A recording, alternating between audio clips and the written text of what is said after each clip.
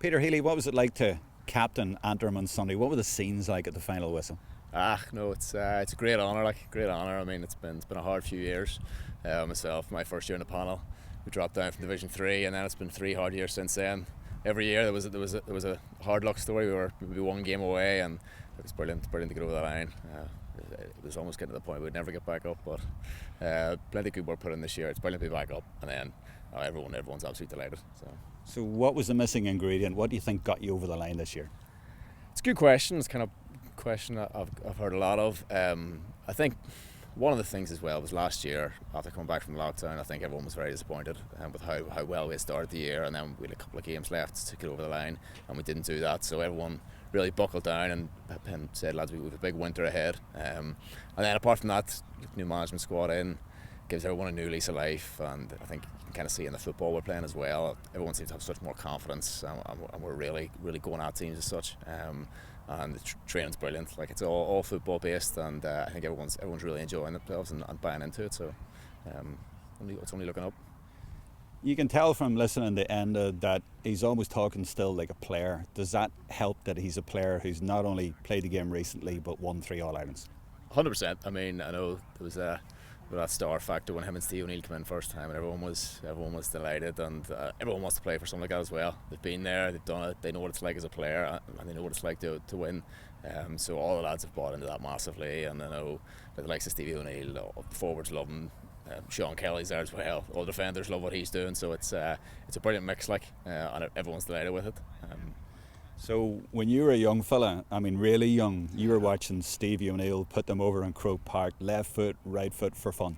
Oh yeah, absolutely. And now he's showing us how to do that, but it has been like you still see videos floating about nowadays of Stevie O'Neill selling those dummies, and but it's the little things. It's not it's the things he adds in training, the inside movement, the decision making, and even the calmness he brings as well. I think he's been a huge part of it as well. Yeah.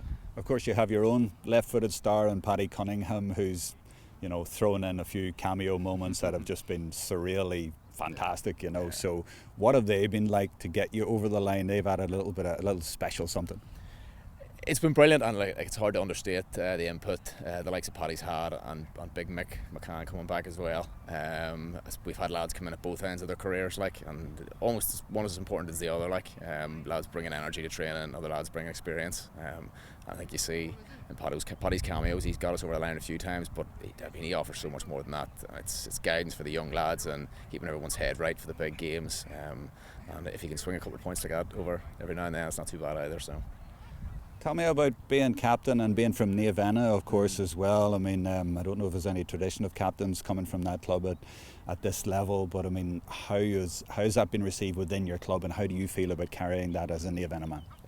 Oh, it's a huge honour, I mean, as you know yourself, Jerome have had a brilliant last 5 years, and they're an up-and-coming club, and I suppose this is just another marker for us. We've lads in with the hurlers and with the footballers in numbers, which has never been the case before, and to be the captain as well is only another bonus for that.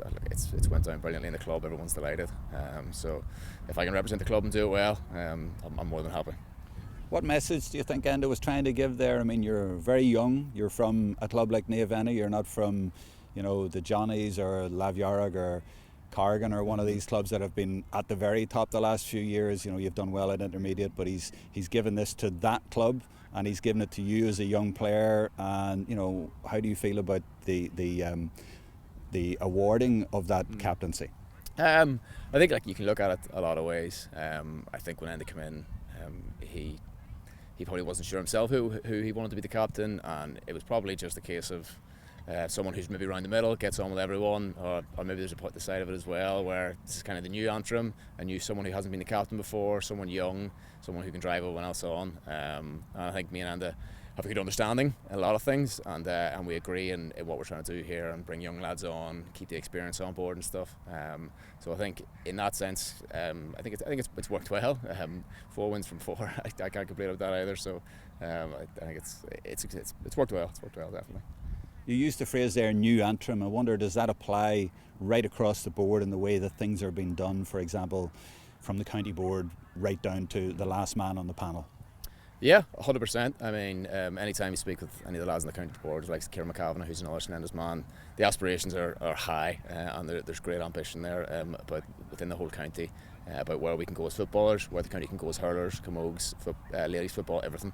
And I think there's a real drive behind it, and it's good to see everyone doing well.